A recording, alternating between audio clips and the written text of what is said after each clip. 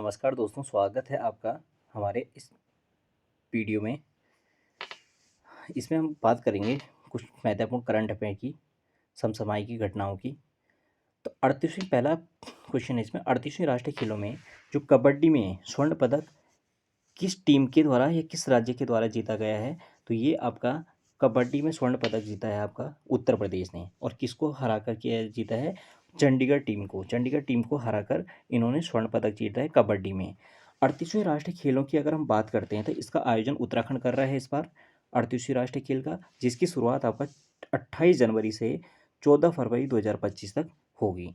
ठीक है, और इसकी थीम जो है संकल्प से शिखर तक। और 37वें राष्ट्रीय खेलों की अगर हम बात करते हैं तो ये आपका कहाँ पे आयोजित किया गया है?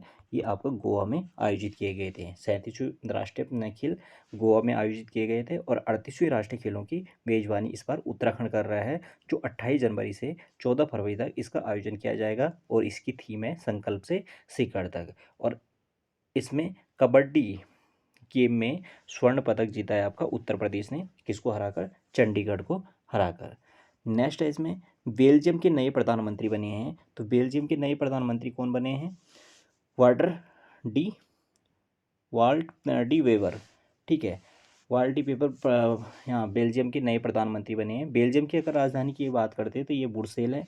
और पश्चिमी यूरोप के सबसे छोटे और सबसे घनी आबादी वाले देशों में बेल्जियम को जाना जाता है। और बेल्जियम को यहाँ पर इस क्षेत्र में ज़्यादा युद्ध होने के कारण इसको यूरोप का काकपिट भी कहा जाता है। अगर क्वेश्चन कभी बनता है कि यूरोप का काकपिट किसे कहा जाता है, तो वो बेल्जियम को कहा जाता है।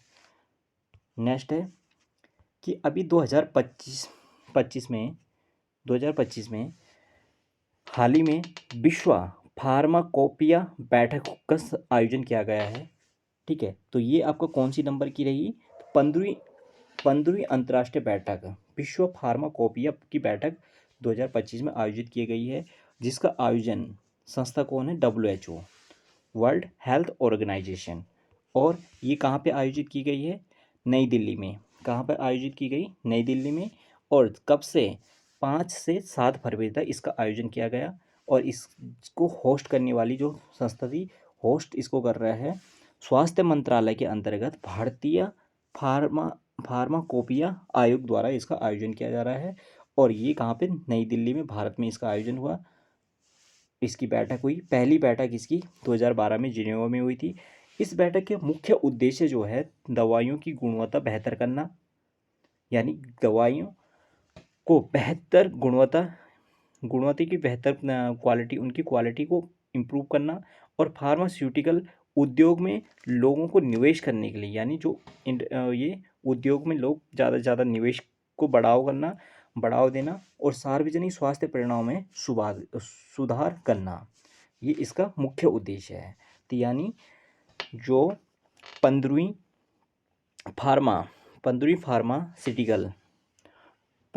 फार्माकोपिया का आयोजन कहाँ पे किए गए? नई दिल्ली में किया गया, भारत में। और पहली बार कहाँ पे हुआ था इसका? 2012 में जिनेवा में। और 5 से 7 फरवरी तक इसका आयोजन किया गया नई दिल्ली, भारत में। भारत की पहली फेरेंट रिसर्च सुविधा का शुभारंभ कहाँ पे किया गया है? तो इसका जो शुभारंभ किया गया है ये फरीदाबाद, हरियाणा में।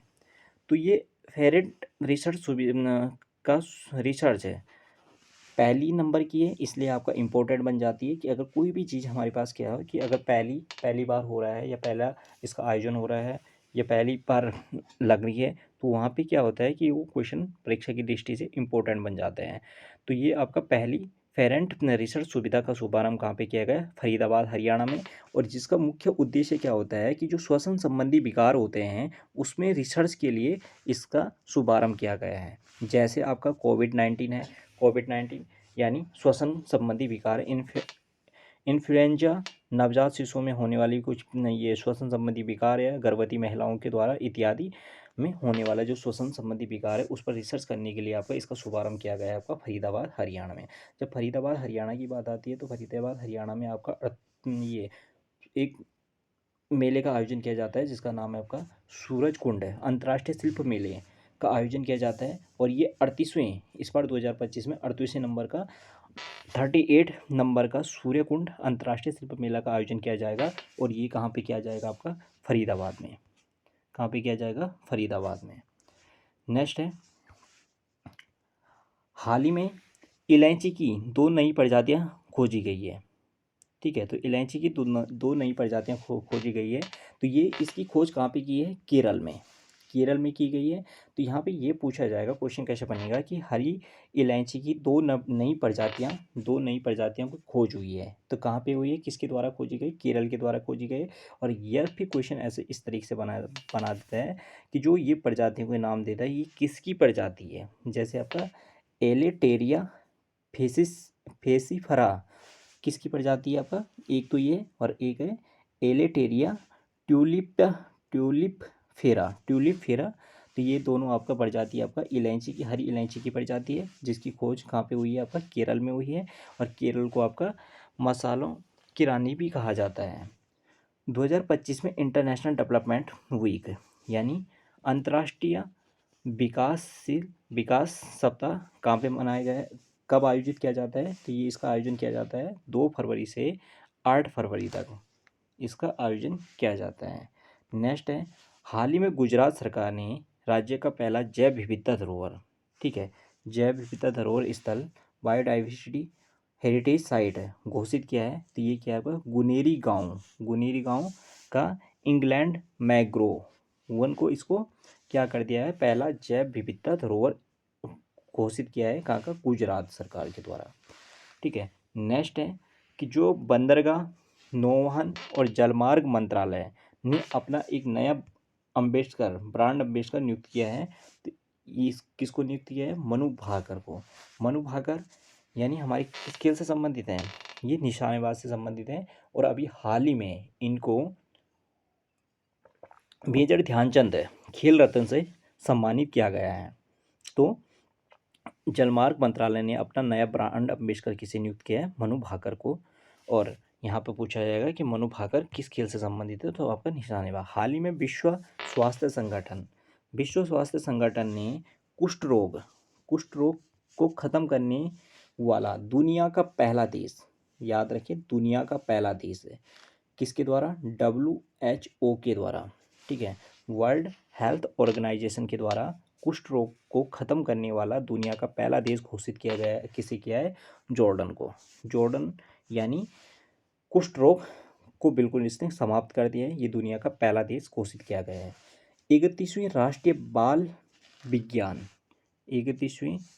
बाल विज्ञान कांग्रेस 2025 का आयोजन कहाँ पे किया गया है? ये आपका भोपाल में किया जाएगा। ठीक है, ग्रामीण भारत महोत्सव 2025 का आयोजन नई दिल्ली में। इसका जो आदर्श वाक्य है, गांव बढ़े तो देश बढ़ेगा। ठीक है, तो यानी महात्मा गांधी जी की जो सोच थी कि हमें क्या करना चाहिए, गांव के विकास पर ध्यान देना चाहिए।